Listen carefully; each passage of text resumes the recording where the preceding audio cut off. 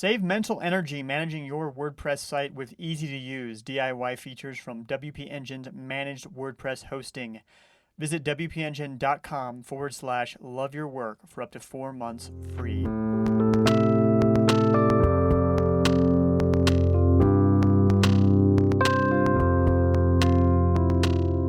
This is Love Your Work. On this show, we give you the people and the tools to live boldly and bravely, to find success for yourself, and focus to do your best work yet.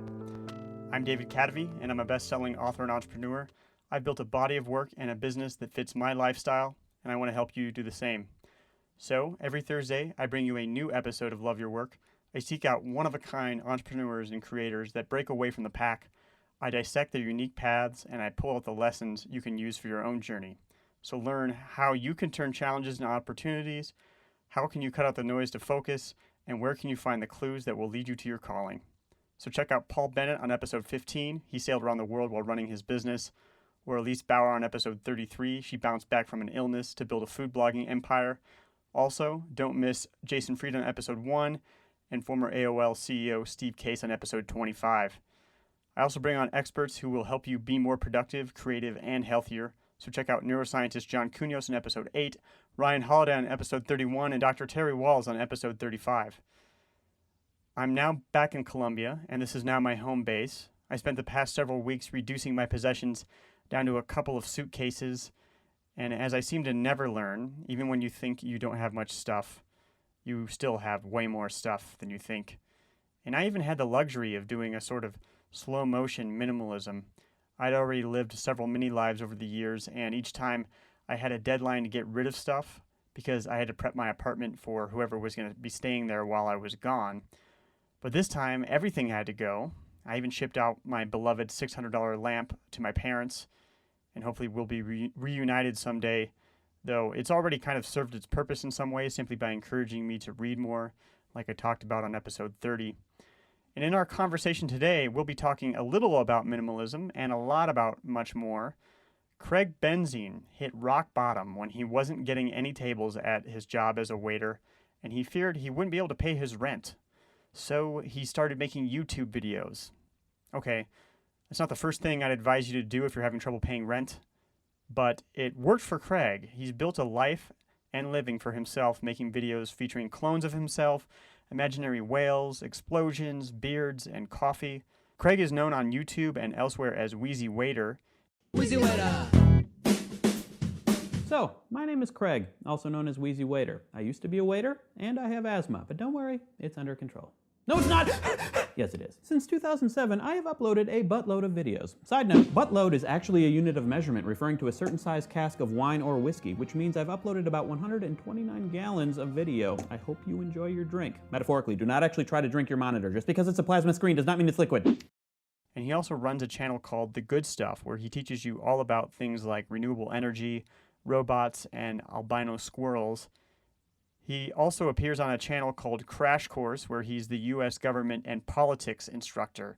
And if all of that weren't enough, Craig is also in a band called Driftless Pony Club, and they've released 6 albums since 2004. I dabbled with making silly YouTube videos myself several years ago, and that's when I first discovered Craig's work. And I couldn't figure out how on earth Craig was managing to make a video every single day before going to work, going to his day job. And it was really inspiring to watch, but at the same time, it made me feel totally inadequate. Fortunately, I got to sit down with him in Chicago and ask him how he does it. You'll learn about how Craig uses habit building and constraints to increase his creative output. How does he manage to put out so much great work? You'll also notice how Craig works with his productivity cycles. He knows the best time of day for his creative work, and he makes the most of it. Here's the interview.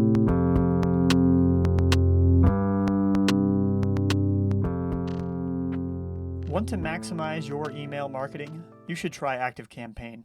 I switched last year from MailChimp, and I love it. With email marketing, marketing automation, and a sales CRM, it's a powerful, intuitive, and complete platform. Claim your 14-day free trial of ActiveCampaign at activecampaign.com/loveyourwork. Whatever works, whatever. That's my philosophy. If you get get whatever you can to make it work. We're going to get into that, actually. Okay. That's going to be good. So for all the folks who are listening, we're with Craig Benzine, also known as WheezyWaiter. And Craig, you're moving soon, right? I am moving, yes. Moving to Austin. Currently live in Chicago, moving to Austin, Texas. It's funny, actually, just in this room, half an hour ago, I was talking to Noah Kagan, who lives in Austin, but happens to be in Chicago right now. So, and you're going there. Yeah, I think it's kind of a common migration. A lot of people from Chicago move to Austin. Yeah. I mean, a lot of people from everywhere move to Austin. Right? That's true. It's in the top like 50 cities. It's got the highest growth. People right are now. like, stop doing that. Yeah. Moving. People don't want people to move to Austin. No, seriously, don't come here. Yeah, but we're gonna do it anyway. You do it anyway, yeah. So, and then like I'm kind of in the process of moving as well. And have you gotten into are you getting rid of much stuff? Oh yeah, I've done some videos about minimalism and about just getting because you're into rid tiny houses. Yeah, we're not getting a tiny house. We're getting a small apartment in Austin, and we live in a very small apartment in Chicago. But we've been getting into getting rid of stuff lately. And, we're getting rid of tons of stuff. So this is what I'm doing too. I'm getting rid of a bunch of stuff because I'm doing an international move, and the economics of getting rid of stuff is kind of fascinating. Mm-hmm. Have you noticed this? It's like as soon as you buy an item, it's suddenly completely worthless. Yeah, pretty much. I mean, some electronics you can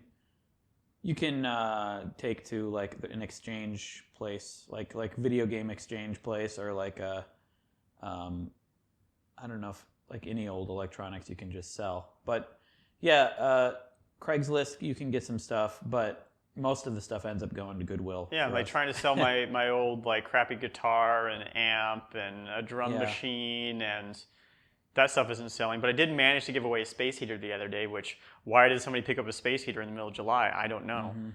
But they did.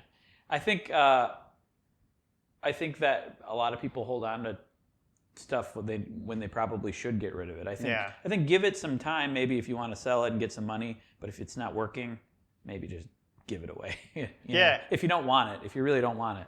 Well, and I do international trips. Like every winter, I've been going away to South America, and so every time I do that, I end up renting out my apartment to somebody. So I've purged many times.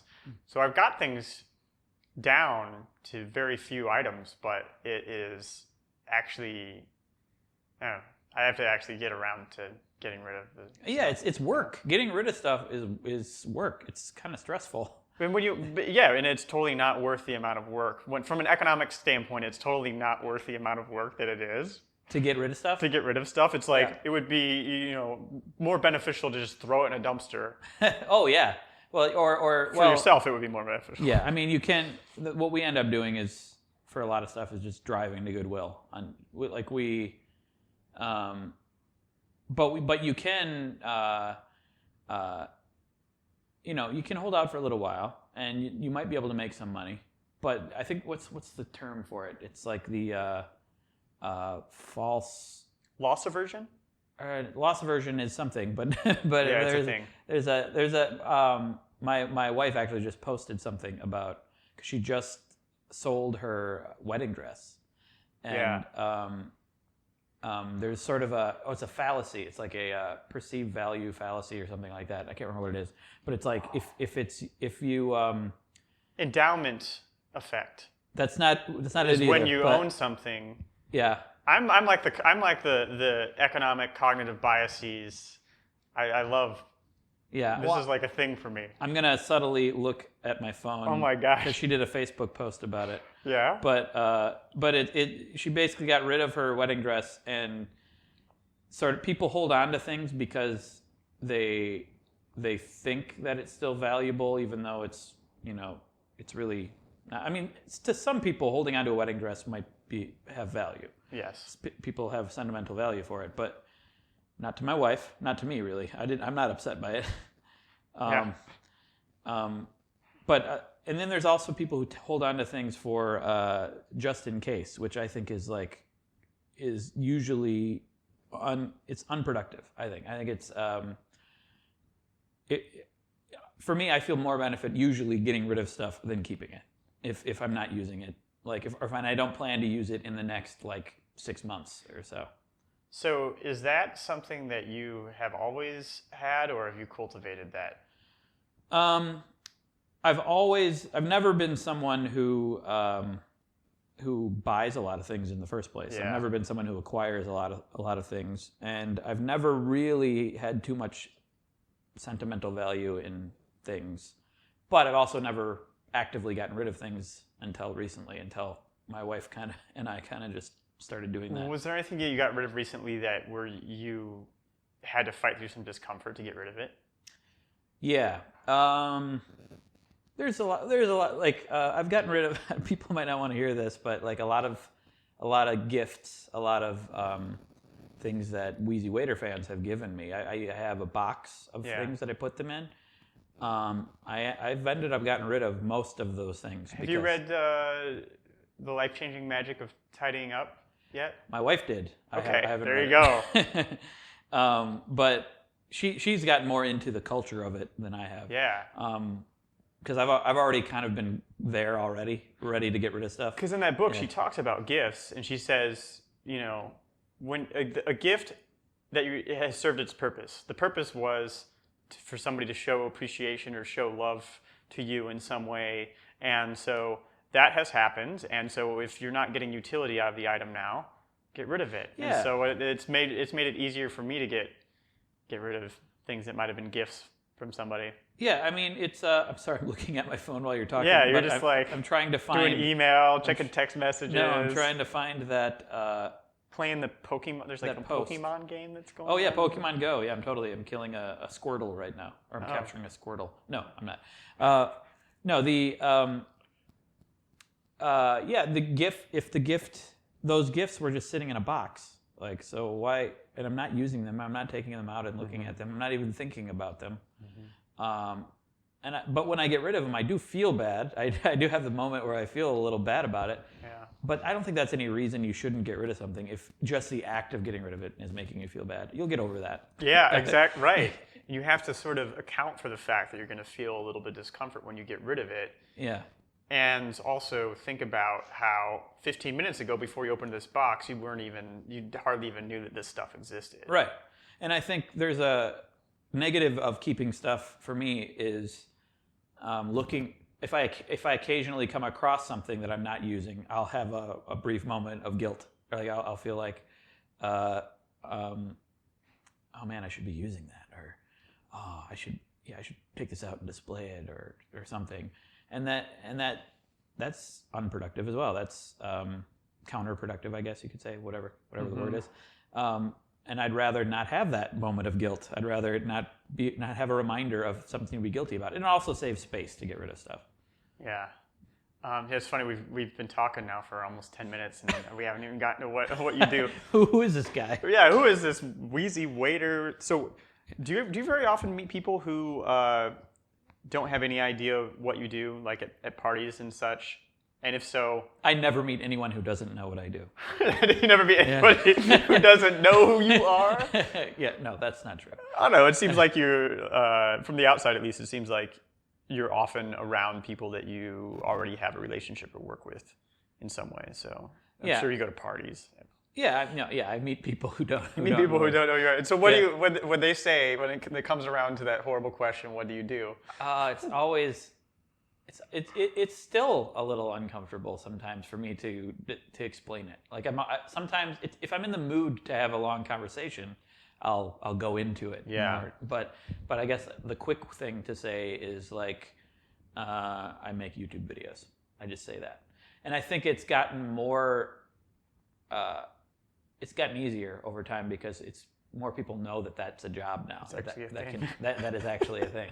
And in the early days, the first question people would ask would be, "You make money from that?" That was the first question, always. Like you did ask me what my job was, right? Yeah. And then now the first question tends to be, "What kind of videos?" Yeah. And then I'll say comedy, basically like a one-man show sort of thing is what is one of the things that I say, or another thing that I've heard people say about my videos as a way to describe them, is Blues Clues for adults. Oh. Yeah, and not everyone knows what Blues Clues is, so that doesn't all. I hardly know. I've heard of it. I only barely. I feel like I should know. Yeah. Like it was apparently a thing when I was a kid, but I never saw it. Well, how old are you? I'm 37. Oh, I'm 35. Yeah, I think we were a little bit too old for it. Okay. So I only barely know too. But if they don't know what Blues Clues is, I could say kind of like a one-man produced Pee-wee's Playhouse or something like that. Yeah. Or Mr. Rogers, but for adults. Yeah. That sounds kind of accurate. So when people ask, do you ever say like, oh, I'm just a YouTube star, or? No. I don't even like that. I don't like being called a YouTube star or YouTube celebrity. Yeah. I don't even like the term YouTube. But that's what you are. I don't like the term YouTuber either. Oh, like okay, yeah. But it just sounds weird coming out of the mouth, right? Like, yeah. YouTuber. Like I'm a tuber, like I'm a potato buried in the dirt. Yeah, or turnips tubers? Maybe. I don't know. A U-turniper. Yeah, I'm a turnip. I'm a U-turniper. I don't like those terms, and I don't consider myself a celebrity. If I am a celebrity, I'm a very low-rung celebrity compared to a lot of other YouTubers. I saw you in public once, and I recognized you. You did. And I came up to you. I was on my first date with my now wife. So I've got to know, did that help things out a little bit? Or did she already? She already knew she already knew about my channel. But it was funny because earlier, or no, was it right after or right before? I can't remember. I said that rarely ever happens. Okay. And then it started happening all the time. It does kind of happen occasionally. Maybe it depends on how often I go out, but it'll happen in areas where there's more likely to happen if there's more people around, I guess. Yeah. But it happens. It does happen occasionally. I even recognized one of your bandmates, Sam, at Innertown Pub like a couple of years ago. I came up to him and was like, "Hey, you're like WheezyWaiter's, bandmate or something, right?" So we had a good conversation there.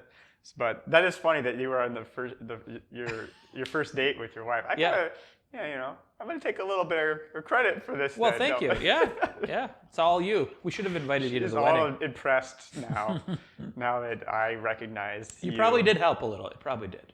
It certainly can't hurt. So WheezyWaiter. Yes. Okay. Explain that name. The name is very simple. Like you were a waiter. I was a waiter, and I have asthma. And you have asthma. Yeah. When I started it, I was a waiter, and I have asthma. That's the simple answer. I mean, I don't know if there is a complicated answer. I liked the alliteration. I did spend time thinking about a name. Yeah. You did or you didn't? I did. You did. Okay. I did spend a little time, and I liked the sound of it, and I liked the alliteration. So how did this start? The channel? Yeah. What was like the first moment that you said, "Okay, I'm putting up a video"? Well, in the back of my mind for a while, I'd thought about. Let's go way back. Let's go way back to childhood. Yeah, take it to the. Okay, yes. Well, my parents bought a camera when I was a kid, and I made stupid little videos. Like since then, I've always made dumb videos before you could put them up on the internet. Mm-hmm. And I just enjoyed doing that. Grew up, went to college, formed a band, and then my band started making short, dumb videos. Probably 2005. Driftless Pony Club. Driftless Pony Club, yes. About 2005, 2006. Right around the time YouTube was starting, but we weren't putting them up on YouTube. We were putting them up on our own website, basically. And they were dumb, weird little sketches. And I enjoyed that, and I always thought about in the back of my mind, what if I tried to make a movie? I called it a movie, like a short film every day, just to see what I could do. But I never really got around to doing that for a while. And then one fateful few days, It was around Memorial Day 2007. I showed up at work and got no tables. I was a waiter. It was the first day that no one came in, and I got no tables. This is your first day as a waiter? No, my first day that I got no tables. First day that you got no tables. You had no tables. Yeah. So you made like no money. And and I was already hurting for money. I was living paycheck to paycheck, basically. And my boss came over and told me that I didn't have to come in the next day either because they weren't going to be busy. So how did that feel? It felt terrible. I felt like I think I started. That was like I wasn't really a depressed person, and I wasn't really like never really thought about like. I mean, I was living in Chicago as a waiter because it was flexible because I was in a band, and I always thought maybe if this doesn't work out, I'll move to LA and get into entertainment or something. But I never thought until that moment. I never really thought like, wow, I've hit rock bottom, or my life could be a lot better than it is. Until that moment, and in that moment, I was like walking home, and I was like, wow, I need to do something. I need to change something here. Yeah. And so, because I was really worried about paying rent. I mean, I probably could have borrowed money from my parents. So naturally, the thing to do when you're in that position, when you don't know how you're going to pay rent, is to make a YouTube video. Is that? Yes. No. I definitely didn't make the right financial choice. But I went home and I watched Zay Frank. You know who Zay Frank is? Absolutely. Yeah. And for those who don't, I think I'm surprised. I meet people pretty often who even are in technology or podcasting or who don't know who Zay Frank is. Oh yeah, he wasn't. The youngins don't know. He was never that popular enough to be that well known, I guess, by everyone you meet. But he was popular among nerds at the time. He was like the first video blogger. He was there was no YouTube. He was just putting them up, and he was doing like every day. Yeah, right? I tell everyone that he was my main inspiration, and most of the time, people haven't heard of him.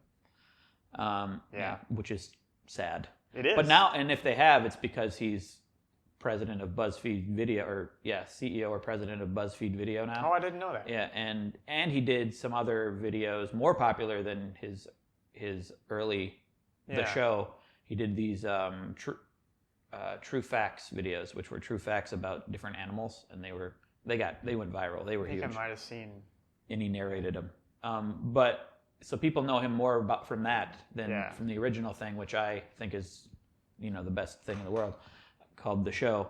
And I went home and watched several of those for like a day, like the full day, like because I had the day off. So I just like watched Zay Frank videos. And what was going on in when you decided to spend the whole day watching those videos? Was it just was that like a salve for you? Did that make you feel better, or did you feel like you were doing something productive? I felt like I was being productive. I actually started thinking, okay, maybe it's time to go in a new direction. And you went to film school or something, right? Okay. Went to communication arts, radio, television, film. In UW-Madison. Yeah, so you had some background already. I did. It wasn't a lot of production there, but I did have some production and a lot of film theory knowledge. Right. And so I was thinking I'm going to do this. I was aware of Zay Frank already, and I thought about the short film every day sort of thing, and I was like, you know what, I should just give it a try. I should just see what happens. I have nothing to lose at this point. So it wasn't I'm going to be rich and famous. It was I have nothing to lose, so I might as well go for it. Yeah. And so then I don't know, a few days later, I just started making videos every weekday. Not putting them on YouTube because that was still pretty new, and I was unaware of the community that was growing on YouTube. I was putting them on blip.tv, which is what Zay Frank's videos were on. Yeah. Then I just started doing that, and then that led. It didn't like blow up or anything. It took 3 years before I. Do you remember what the first video was? The very first video? Yeah. Yeah. It's still up there on YouTube. You can watch it. It's called "You Make Me Feel So Dumb," and it was about me interacting with a customer who I removed her plate before she was done, and she yelled at me, basically. She's like, "I'm not done!" It's like a really short video where I just tell that story. So you were using waiter themes from your job.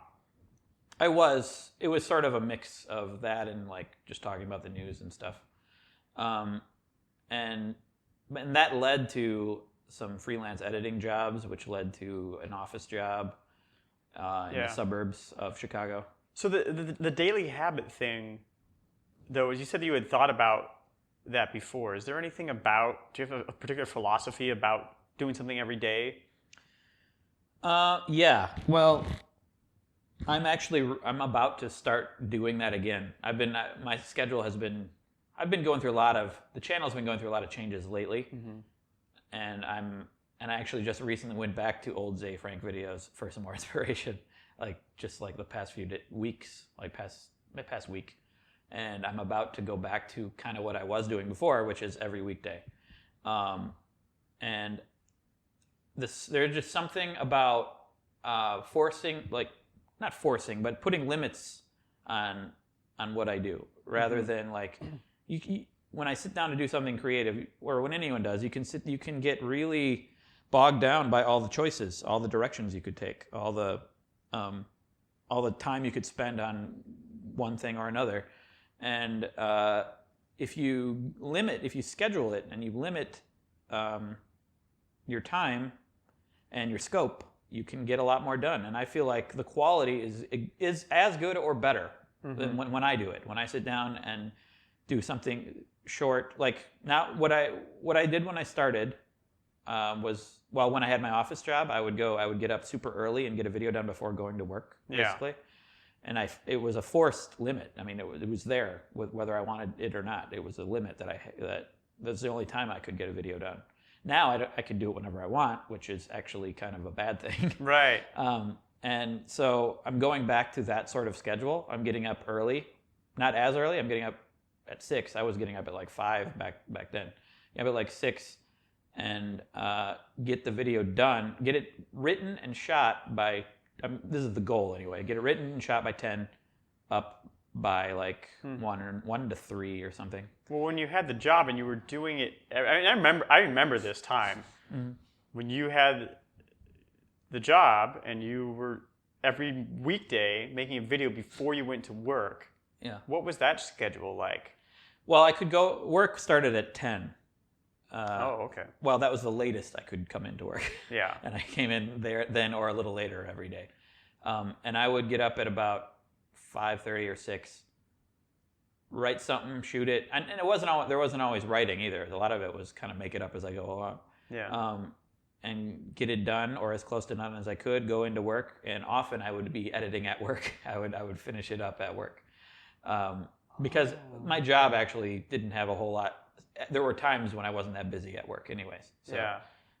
You were working as a video editor. A videographer for a web development company. Basically, they worked with other businesses around Chicago and I would make videos for their business to go on their website. Yeah. Basically. And you have a lot of thematic consistency, I think is maybe the word, or there'd be jokes. a lot of inside jokes, and you would go to that job and you would punch. It'd be Free Bagel Friday, and you'd punch your boss out.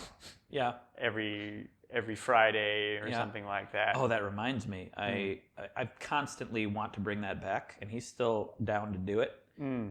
But I'm moving, so I gotta get that done before I move. You better shoot 150 different instances of you punching. Yeah, I should.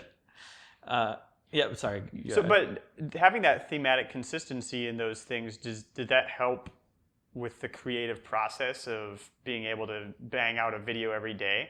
Absolutely. It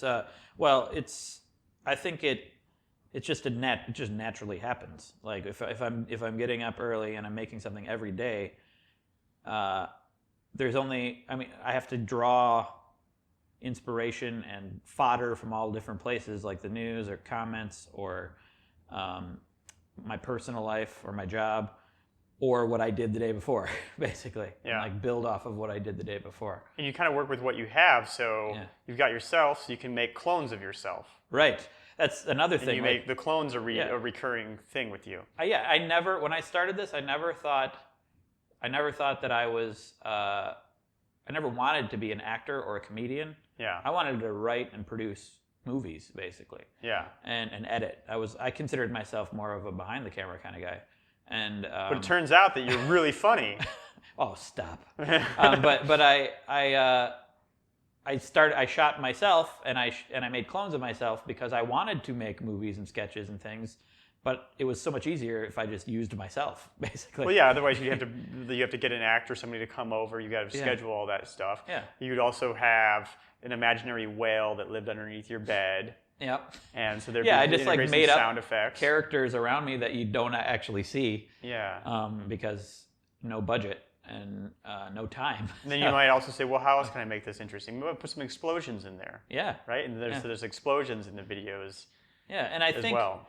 that was all because of limits. I made all that stuff happen. Yeah. And I think once I've eliminated some of the limits, it actually took something away from it, I think. And I'm actually trying to get back to that. Yeah, you had the limits, and you worked with what you had, and so then you had these things that you sort of repeated, but then that also helped make the whole thing stickier, right? Yeah. For people who were watching, they knew that every day there was going to be a video. Mm-hmm. I think that's another thing that I've lost, that I've seen a lot of people find great success with, is regular schedules, like regular, consistent schedules. Like, are you aware of Rhett and Link?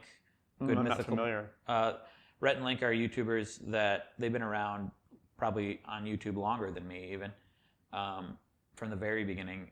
And they've done various sketches and things, but the past few years they started this show called Good Mythical Morning, and they do it every weekday. They upload at 3 a.m. California time every weekday without fail. And that show, and it's two guys talking, basically. It's well produced. They have a team of people, but it's basically two guys having a conversation about something or trying weird food or something. And they've blown up huge, and they attribute a lot of that to their just regular schedule. They're uploading every single day at the exact same time. Using what I saw with you doing it every day as inspiration, I recently did. I just did like a 2-month experiment. I just said every morning I'm going to write a 500-word article on Medium, by 9:30 or something, like in the first hour of the day. And I was always really against having a quota because I thought it would hurt the quality of things. Yeah. But man, I got there's a lot of crap, but a lot of it got way better. Yeah, and I got better at that format, and that's exactly why I attribute all my knowledge of editing and of shooting and making jokes or anything is because of the regularity of doing it over and over and over. I also find there's something refreshing about when you finish today's piece, whatever it is. You can have a tendency to think, oh, it could be better, or oh, it could have gone this other way. But there's tomorrow. Yes, exactly. It helps you get out of your own head, and I think I've recently experienced what I had experienced before I started WheezyWaiter, which is getting in your own head and worrying about the quality and making sure it's the best possible thing it can be. That, I think, slows you down, because I think quality is not just the product you're making, but it's the product you're going to make and the product you made yesterday. Time is a part of quality, I think. Your time management is a part of your quality. Yeah, and I found that I'll finish, after I finish, say, that article, then all of a sudden I'll have another idea, and I'll want to write another one, but I just kind of say, no, I'm gonna there's tomorrow. Because if you do too much, you're gonna just wear yourself out. There's a great quote by Hemingway, of course, that is, I can't even say it right now because it's too long or something. But he said it's like something like making love to somebody, that you can't do anymore today, but tomorrow you can. You're filling back up, or I don't know. This is sounding terrible. Recharging, yeah. But it's in the Daily Rituals book. But I know what you mean, and I think I've over the past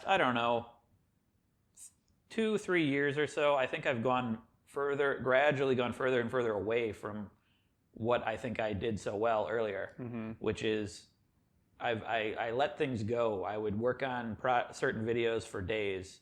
I would worry about the quality, or I'd work on a couple videos a day, or I'd worry, and my motivation wasn't always that video. Sometimes it would be a sponsored video or something, which I'd have to get done, which is part of the business. You have to worry about stuff like that. But I would, and I lost that regularity. I lost the cycle of what I was doing, and I think I'm now starting to get back to that. Like today, I shot a video.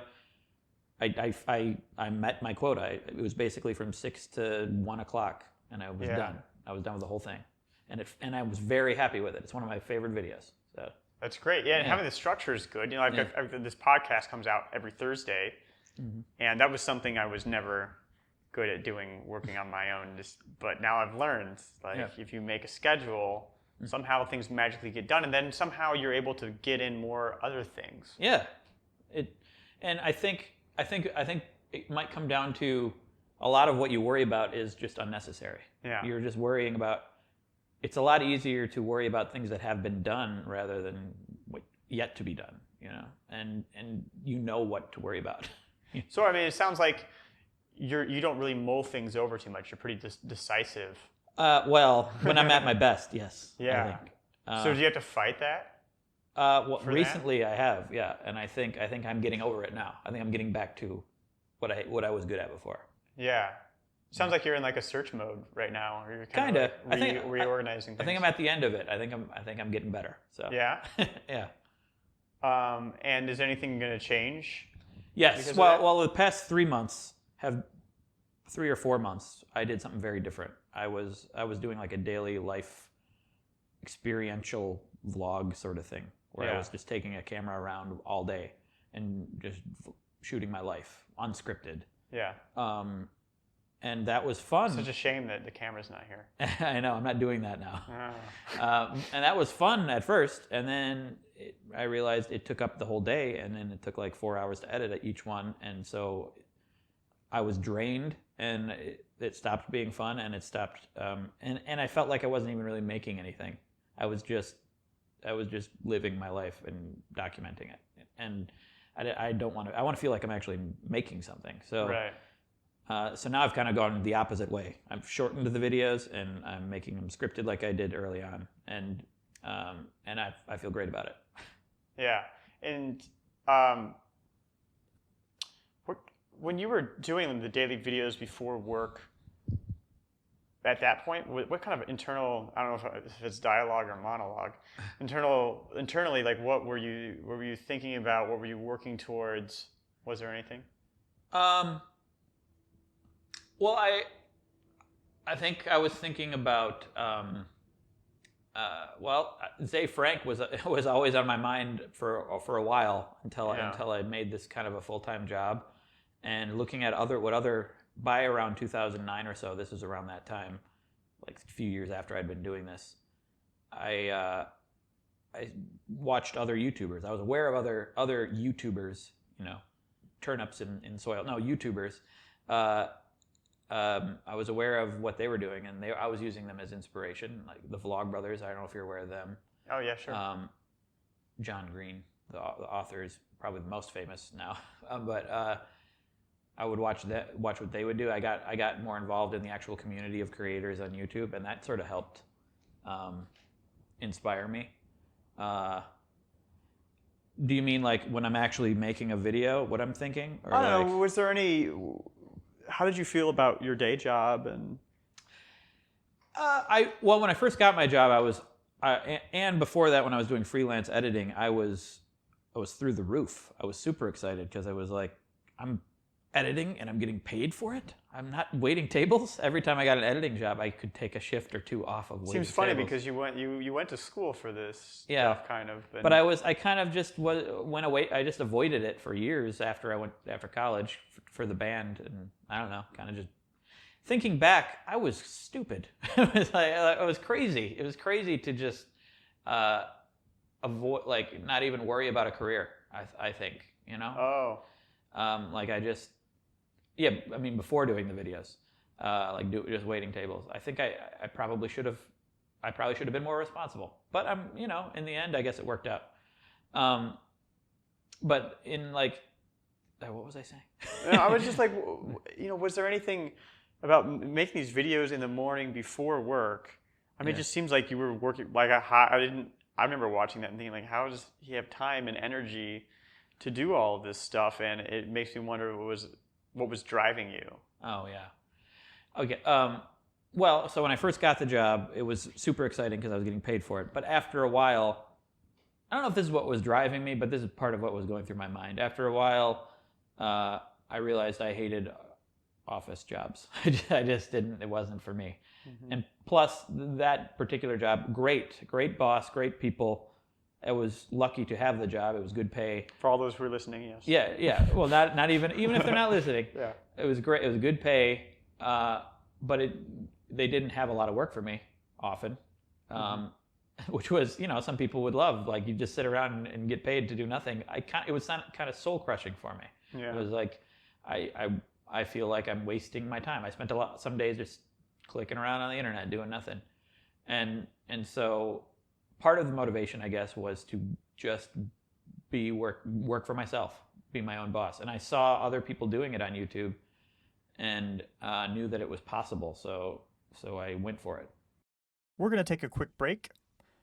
Being productive in your business is all about mind management, not time management, which is why I use WP Engine's managed WordPress hosting to host all of my WordPress sites. They have really easy to use DIY tools, so managing my site is as simple as can be, and I can focus my mental energy on the things that I do best, like bringing you this show. I don't have to worry about installing WordPress, I don't have to worry about keeping it up to date, and I don't have to worry about backups or security. WP Engine takes care of all of it for me. With WP Engine's tools, you can quickly launch new sites, protect existing sites, and test plugin updates. They back up everything daily, and you can make changes on the staging version of your WordPress site before pushing your changes live. They also have a built-in CDN. And what does that mean? That means that your WordPress site is super fast. Visit wpengine.com/loveyourwork for up to 4 months free with WP Engine.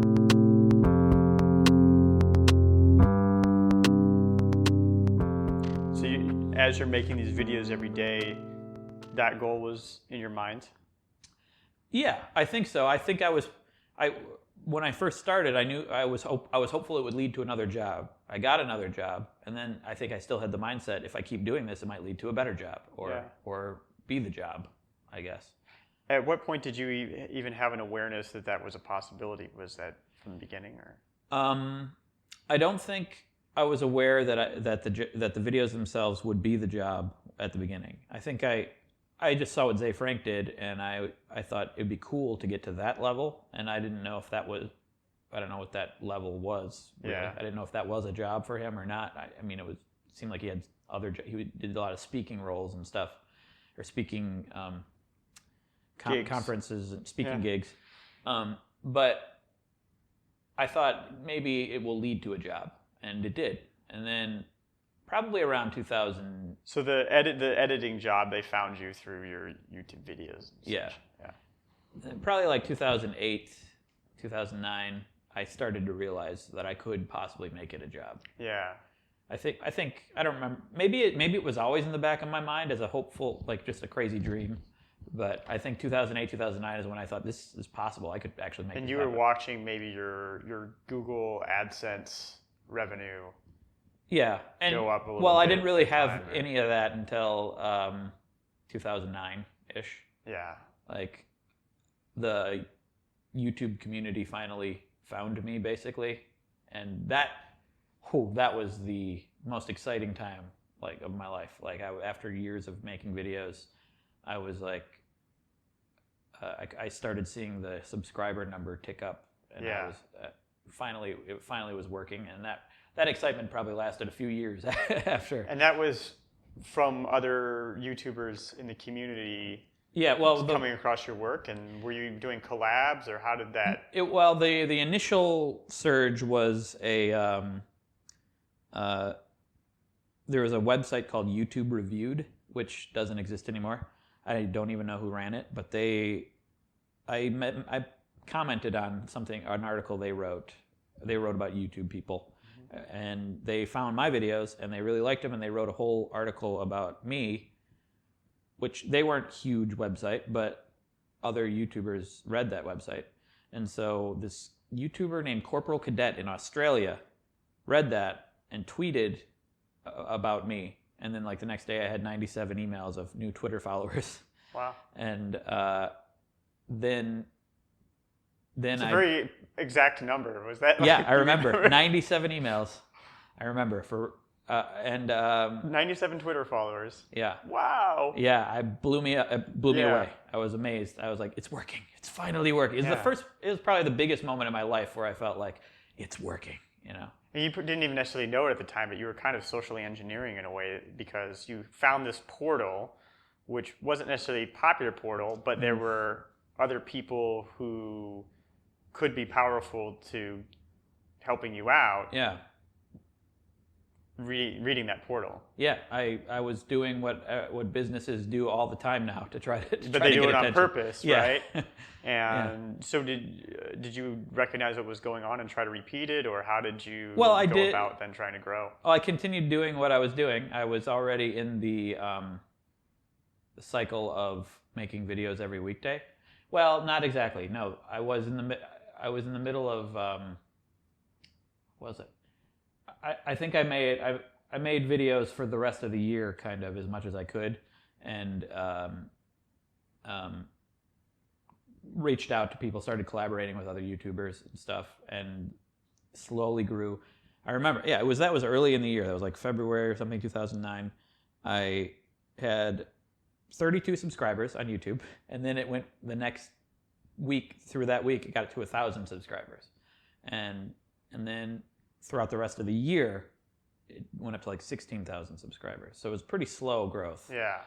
It was just steady. It wasn't one explosive thing. No, it's never been one explosive thing. Yeah. There was never like a big break. Well, to me I felt like I was rising, and this is it. You know, and that back then that kind of thing didn't happen as often. So it was really, really exciting. And then I guess the bigger break then what it was in January. I told the audience, the beard lovers I call them, I gave them an ultimatum. I said, I'm going to make a video every weekday in January, and if by the end of January I have 100,000 subscribers, I will make a video every weekday the rest of the year. Oh, wow, that's interesting. And a bigger YouTuber named Dan Brown, not the author, is Pogo Bat on YouTube. He's not as big anymore, I guess, but he made a video about me because he really liked my videos, and so and then I went from like 16,000 to 40,000 by the end of the month, and other YouTubers helped promote me too, and but I didn't make it to 100,000. But I was like, you know what, I'm gonna keep going anyway. So then I kept going, and then like until summer, I made enough. I made like 70,000 subscribers, and that was enough to quit my job and do it full time. Yeah. When was the first time that you saw like, I'm making money, and this could actually? Well, I think that I don't remember the exact time, but like, cause it's always been gradual with me. There's never like a specific moment, but like 2009, during that 2009 and that slow growth, I could tell I was making money. It wasn't very much money, but I was making money, and I could see how that could scale. And so basically, I figured around 100,000 subscribers would be enough. Yeah. To do it full time, even though it turned out about 70,000. Is that strictly off of AdSense, or was there other It was just AdSense. Really? Just AdSense. In that year of 2009, I did a Ford Fiesta thing. I remember that. Yeah. That was they did a Fiesta movement where they gave 100 internet people influencers. Influencers. They didn't call them that at the time, though. that word came around a year later. Thought leaders. Thought leaders. Like WheezyWaiter. Yeah. They gave a free Ford Fiesta for 6 months and paid for gas, and I did that for that year. So definitely things were working. I could tell that this could continue. So that was like kind of your first big sort of sponsorship in a way, where something in your life was getting taken care of that wouldn't have otherwise. Yeah, and then in 2010, probably my most successful as far as view count and growth, 2010, 2011, that whole span of time, I was pretty much sticking to everything that we were talking about. I was making videos every day. Yeah. And limiting my time. Although I had less limits because I was doing it full time, and it was kind of harder because I was trying to make everything as awesome as possible and putting tons of work into every video, probably burning myself out and not realizing it. Yeah.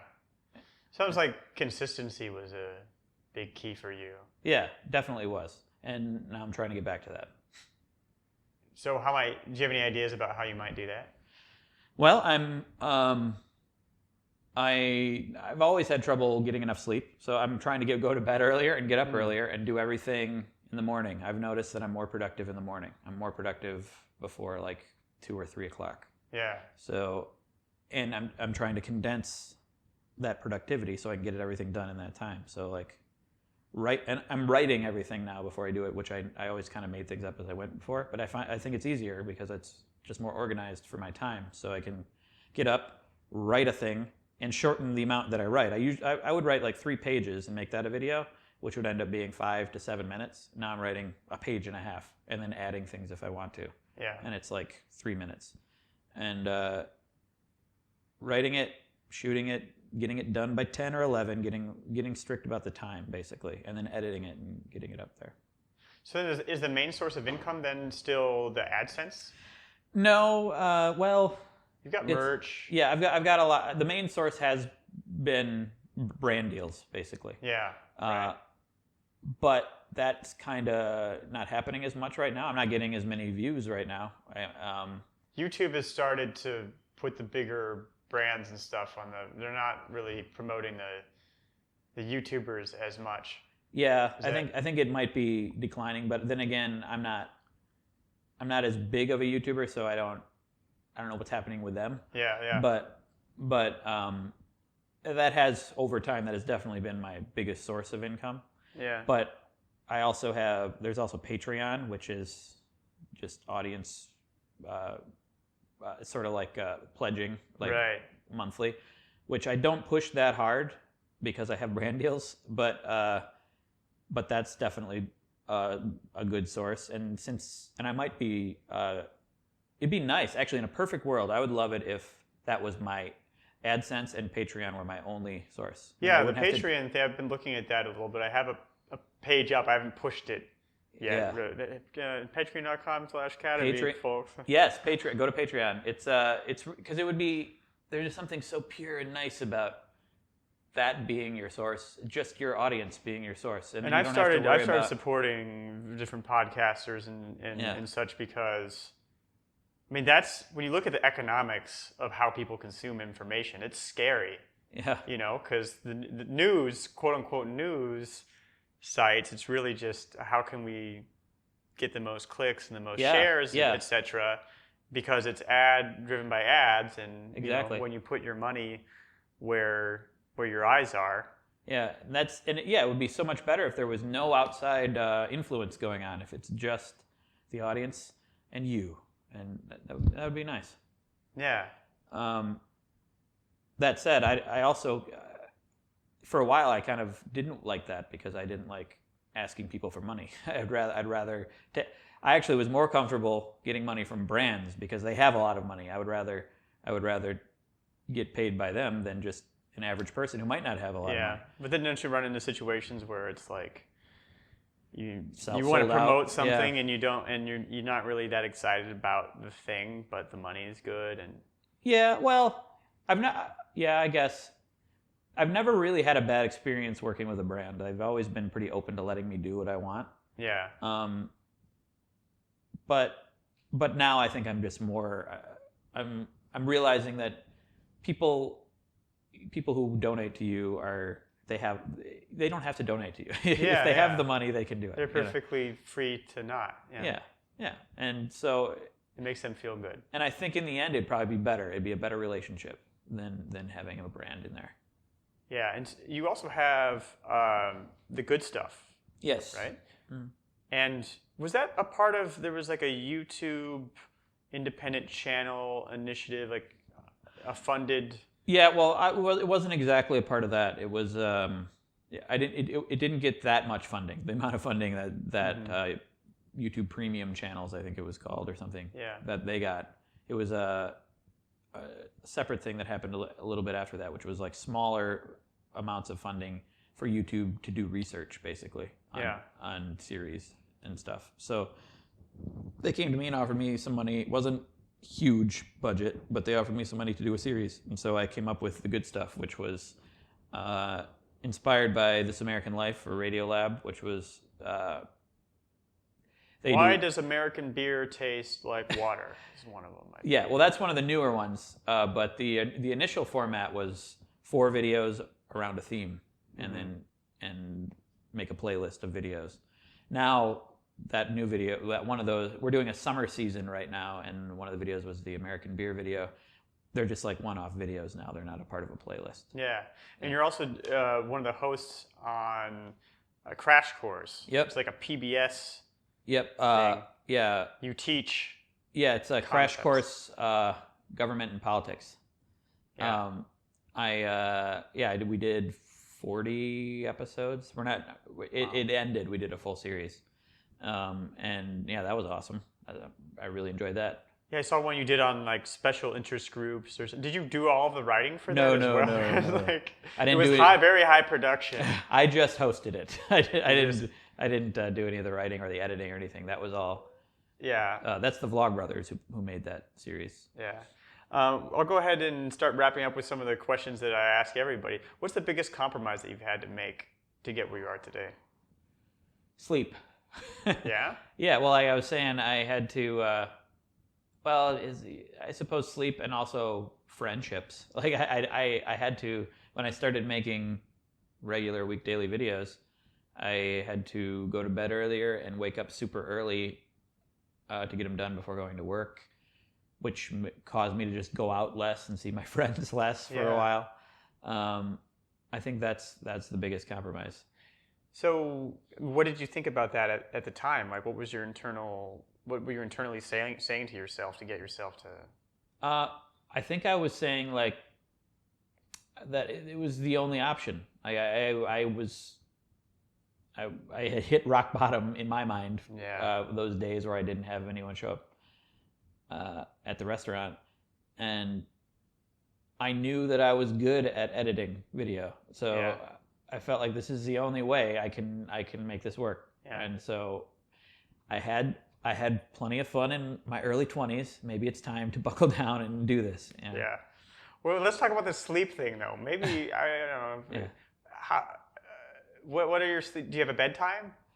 No. It's kind of random. Like. Do you look at screens before bed? Yes.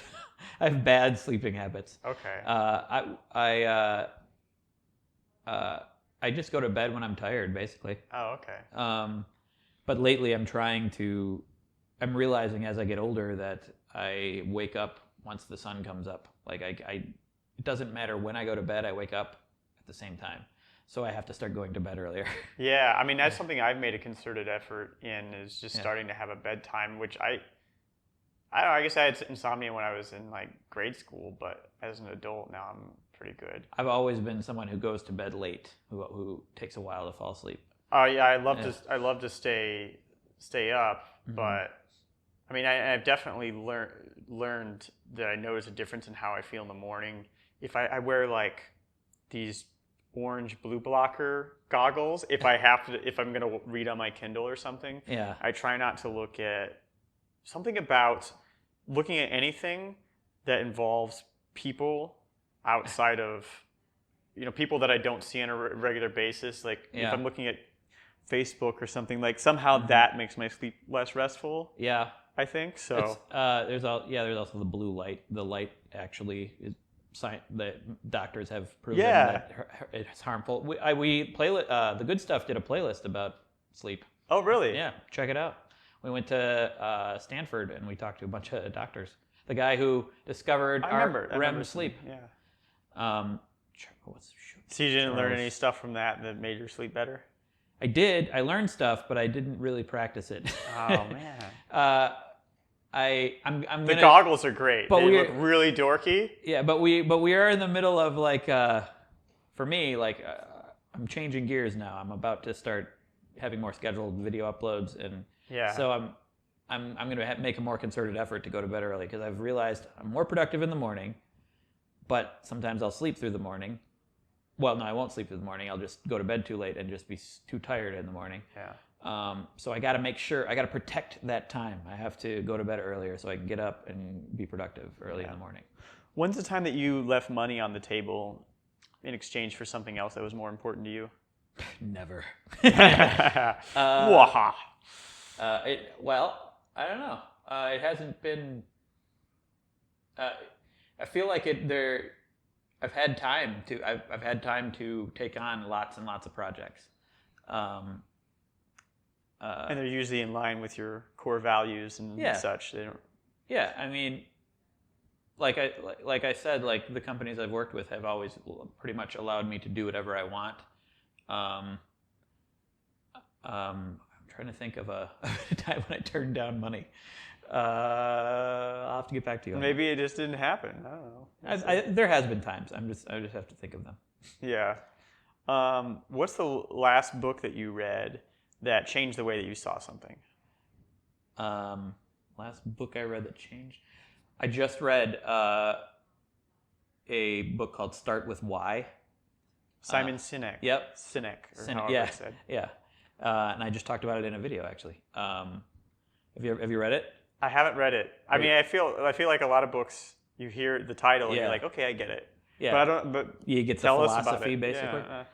Well, it really is something that I think about a lot, and it's sort of what's inspiring my change in direction now, which is, like if you look at all the biggest movements in business or in society, in culture or whatever, the most successful have been with leaders who start with why. Basically, like Steve Jobs.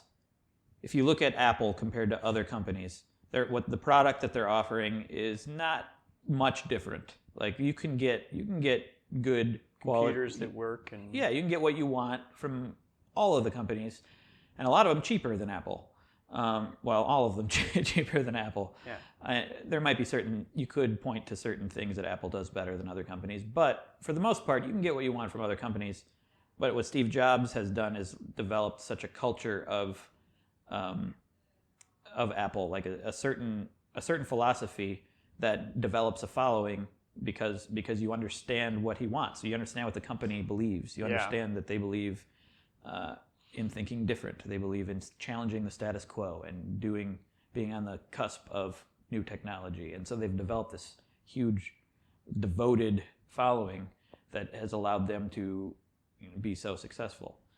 He talks about like Martin Luther King doing the same thing, and goes through different ad campaigns that worked and didn't. Yeah. People are attracted to big ideas that have a bold visionary right. And if you're behind them, and if you don't have that like reason why you're doing something, you end up, if you're a company, you end up just trying to be original or trying to outpace the competition. You're just or do gimmicks to get people to buy things like sales and stuff, and then that's never going to last. That's always going to, or it's just going to be a constant fight with other companies. You're going to be thinking about vanity metrics, and you're going to be in a reactive mode instead of thinking about what's really important, like not urgent but important. Yeah, exactly. Or he talked about Walmart. The founder of Walmart, Sam Walton, he led this company, and it was this beautiful thing, and he had these reasons why he was doing it, which were bringing products cheaply to rural areas so they don't have to go far to get products. And when he died, his vision of why died with him. He failed to communicate it to his son, who took over, and so the company kind of he didn't inject into the DNA of the company. Right. And so I took that, and I'm applying that to everything. Like I'd rather when I start making a video or when I start making a joke or whatever, I think about like, now why am I making this? Yeah. Is it just because I have to make a video? Is that hard to find? I think it's. I think because on the surface, like, I make silly YouTube videos, but like, There's something underneath there. Yeah, it has to be more than that. Otherwise, I'm going to lose motivation, and it's just not going to be fun. So I think I'm figuring it out. I watched a lot of Zay Frank videos. Went back to what I was my core. The reason I started this, and so I'm starting to enjoy it more because of that. Have you noticed anything about what was under Zay Frank's? Yeah, I think I always kind of knew already, but I think what he was making, he was one of the first people to like just make such a strong community around what he was making. He was really about the activities, like inspiring people to do things and make things, and also having this consistent tone and this long conversation throughout every video, basically. It wasn't just, I'm making a funny video today that's going to live on its own in isolation. There are some, there's some profound lessons in some of those videos. Oh, yeah. I remember the one about, is it pattern breaking or something? Where he's busting your cycle? Busting your cycle, and he's like putting peanut butter all over his face. Yeah. As like an example of, doing something that you wouldn't normally do. Yeah, to he break also your gets routines. up, he gets up ridiculously early and walks around outside, I think, which is not part of his daily schedule. Which is a healthy thing to do, I think, busting your cycle. Right. I mean, that's one. I like to go spend a month or 2 months in various cities, and that's one of the things I like about it is that it disrupts my usual routines and it causes me to change them. And I think part of moving to Austin for me is getting out of this whatever bubble I might be in living in Chicago that I've been in for a decade. Yeah. Well, but I mean, you work through the internet and stuff. Did you consider going and spending a month or 2 months in a place instead of up and moving entirely? Well, I've been to Austin many times, so I guess that's not the question. I mean, I stayed in London for 3 weeks. Yeah. And I went to India for 4 days. I've traveled a lot, but there's something different about when you go and like you live your actual life in a place. I've never done that. I've never just up and did that for no reason. Yeah. But maybe I should. Now I've just ruined your entire moving plan. This is what I've done. I've lived in, gone to New York twice for a month. I've done Buenos Aires for a couple months. I did a semester in Italy in college. Went to Austin for 5 weeks once. Medellin, Colombia. I keep going there, and now I'm just going to move there. Yeah. Is that why are you moving there? Is that one of your favorite places, or? Yeah, it is. Yeah. It's amazing. It's really the perfect weather. It's cheap, comfortable living. And you get to learn Spanish. And it attracts really interesting people. People who are like, oh, I'm going to go live in Colombia are, they're not your typical. Yeah. I mean, that sounds amazing. I've never been to South America. You should come check it out. Yeah.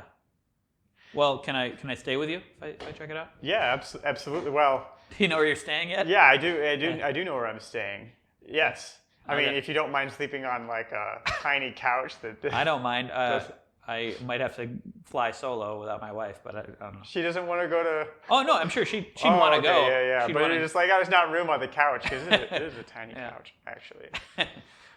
You can make a video about tiny couches. Yeah, there you go. Do you make your bed? Sometimes, sometimes my wife does. But okay. Actually, no, I don't. My wife does sometimes. Oh, but it's sometimes. It's not a thing for.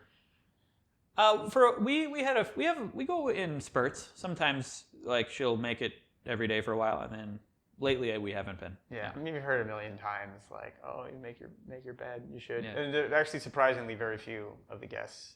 Yeah. Well, I can't. I actually just can't because I wake up before my wife does. So I just. Yeah, that would be no. Yeah. You should try it. She'll wake up in the morning and be like, I can't get out of the bed. I'm completely tucked in. So do you have a final message based on everything that we're saying about how I really have to go to the bathroom. That's my final message. How folks can carve out success by their own definition. I guess the final message would be the most successful thing that. Did you need a cup for the bathroom? I really do have to go. I just had a bunch of coffee.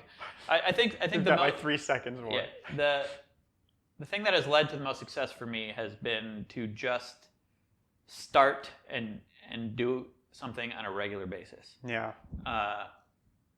It helps you get out of your own head. It helps you learn how to get better. And that's pretty much it. Set limits for yourself and do something on a regular basis. Yeah. Where can people find more of you? At youtube.com/WheezyWaiter or twitter.com/WheezyWaiter. Those are probably the most active places. Great. Thank you so much for taking the time today. I think this is going to be very helpful for a lot of people out there who are trying to create things. Well, thanks for having me. Thank you.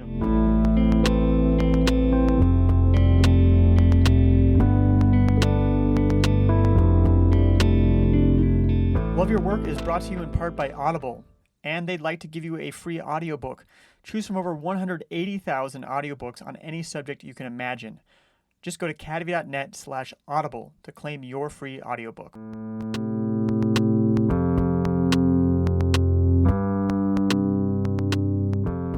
There we have it. Notice how Craig looks back on his best creative output as being from when he had the most other things going on in his life. He had the constraint of just a few hours in the morning before heading to work, and he made the most of that time. Okay, so he had to skip a few nights of drinking with friends, but where would he be if he hadn't used rock bottom as his own personal launch pad? For another great story about bouncing back from rock bottom, check out Elise Bauer on episode 33. She was so sick, she had to move back in with her parents at the age of 40.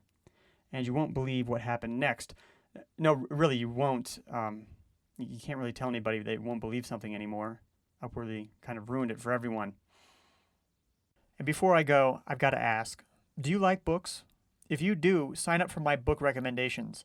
About 90% will be nonfiction on subjects spanning from biographies to neuroscience.